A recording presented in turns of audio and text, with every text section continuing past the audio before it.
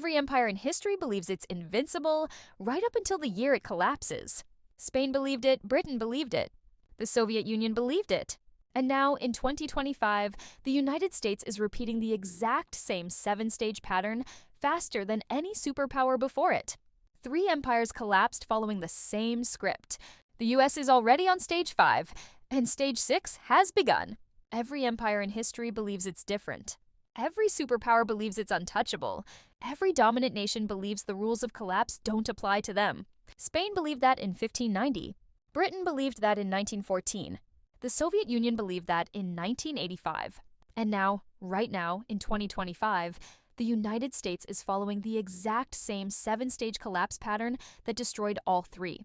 This isn't prophecy. This isn't fear-mongering. This is pattern recognition across 500 years of economic history. 3 empires fell. All 3 followed the same sequence. And the United States has already completed the first 5 stages and is showing unmistakable signs of stage 6. This is the story of how global powers die, not the Hollywood version. The real version, measured in currency decay, military overreach, debt spirals, and the silent evaporation of national influence. Before we break down the pattern, you need to understand one uncomfortable truth. Empires never collapse from outside, they collapse from within. What imperial collapse actually looks like. Most people imagine collapse as sudden, invading armies, burning capitals, dramatic final battles. But real imperial collapse looks nothing like that. It begins quietly, technically. Mathematically, it starts when the empire's obligations exceed its capacity to sustain them. Too many military commitments, too many debts, too many subsidies, too many promises. The currency still works. The military still wins battles. The government still declares everything is strong. But internally, the foundations begin to fracture. Then the acceleration begins. Allies begin hedging. Competitors push boundaries. Trade partners look for alternatives. The reserve currency begins losing trust. And when the outflow becomes larger than the inflow, when the military becomes too expensive, when the currency weakens faster than it can be defended, collapse is no longer a theory. It becomes a countdown. This is the exact process that took down Spain, Britain, and the Soviet Union. And it is the process the United States is deeply inside right now. Let's walk through the same 7 stages across 3 empires, and then compare them to the United States. The 7-stage pattern. Across empires, stage 1, military overextension. Stage 2, currency debasement.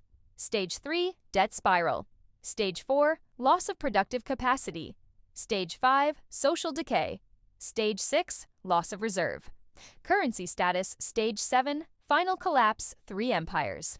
3 complete collapses. 3 identical sequences. Spain in the late 1500s wasn't just powerful. It was the wealthiest empire Earth had ever seen. Half of the world's gold and silver flowed into Spanish ports from the Americas. Their armies dominated Europe. Their currency was universally accepted. On paper, Spain looked unstoppable. But that gold was a trap. Stage 1, military overreach. Spain built the largest, most expensive military machine in Europe. Endless wars, fleets across oceans, troops stationed continent-wide. Military spending consumed everything. Stage 2, currency debasement. All that gold and silver caused inflation. Prices in Spain tripled, wages didn't. Spain tried to mint more coins, stretching the silver supply. This backfired hard. Stage 3, debt spiral. Spain borrowed massively from European banks, then borrowed more to pay old loans, then borrowed again to fund new wars. Sound familiar? Stage 4, lost productive capacity. Why work when shiploads of silver delivered easy wealth? Spain stopped building, stopped innovating, imported everything. The economy hollowed out. Stage 5, social decay. The rich lived lavishly. The poor suffered crushing inflation. Class resentment exploded, migration surged. Trust collapsed. Stage 6, currency failure. Once Europe lost confidence in Spanish silver, the currency collapsed. Foreign powers rejected it. Spain could no longer fund its empire. Stage 7, collapse. By 1670, Spain was bankrupt, its empire fractured. Its power evaporated. The richest empire on earth destroyed itself from the inside. Britain ruled the largest empire in human history. 1 out of every 4 humans lived under the Union Jack. The pound sterling was the global reserve currency, but the pattern repeated. Stage 1, military overextension. Britain fought 2 world wars in 31 years.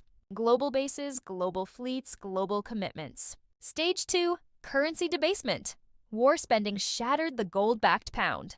Britain printed heavily to fund conflict. Stage 3, debt spiral. Britain borrowed massively from the United States.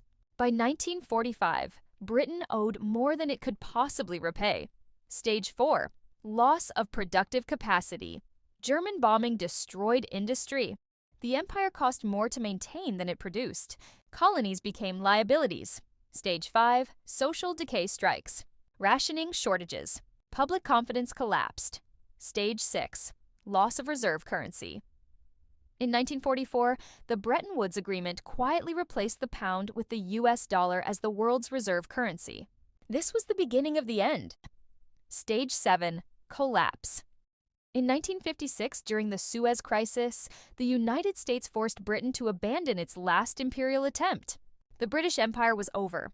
From global superpower to junior partner in a single generation, the USSR wasn't just a country, it was a global counterweight to the United States.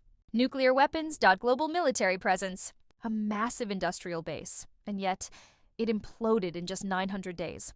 Stage 1, military overextension. The Soviet Union spent up to 40% of GDP on its military. It crushed its economy. Stage 2, currency manipulation. The ruble became politically controlled, economically useless. Stage 3, debt crisis. The USSR borrowed heavily in the 1980s to keep the system running. Stage 4, loss of capacity. Factories collapsed, productivity cratered. Innovation died. Stage 5, social breakdown. Empty shelves, mass protests. Collapse of public faith. Stage 6, currency collapse. Hyperinflation wiped out savings. The ruble lost all credibility. Stage 7, dissolution.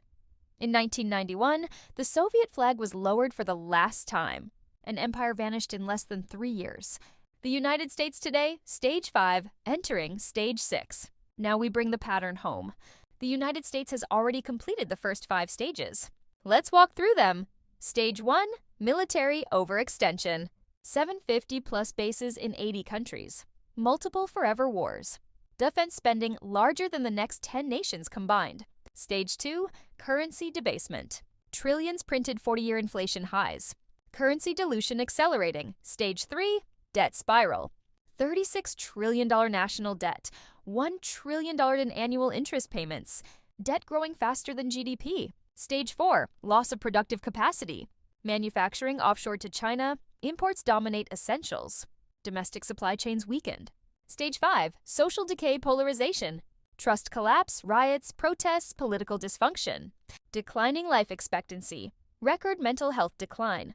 The United States is deep inside Stage 5. But here's what makes 2025 terrifying. Stage 6 has begun. Foreign nations are reducing dollar reserves. BRICS countries are building alternatives. U.S. treasuries are being sold off. The world is moving away from a dollar-centric system. Once reserve currency status slips, the final stage accelerates, just like Spain, just like Britain, just like the Soviet Union. The road to Stage 7. Stage 7 isn't about destruction. It's about replacement. Power doesn't disappear. It transfers. Spain, Britain. Britain, United States, United States. The next reserve currency won't be a country. It will be a system. Digital currencies, energy-backed assets, multipolar settlement networks, regional alliances. The question isn't whether the pattern continues. It always continues. It has for 500 years. The only question is how fast the final 2 stages unfold. Empires don't fall because they're weak. They fall because they think they're invincible. Spain thought it could borrow forever. Britain thought it could police the world. The Soviet Union thought it could outspend the West. The United States thinks the dollar is unshakable. History disagrees. The pattern doesn't lie.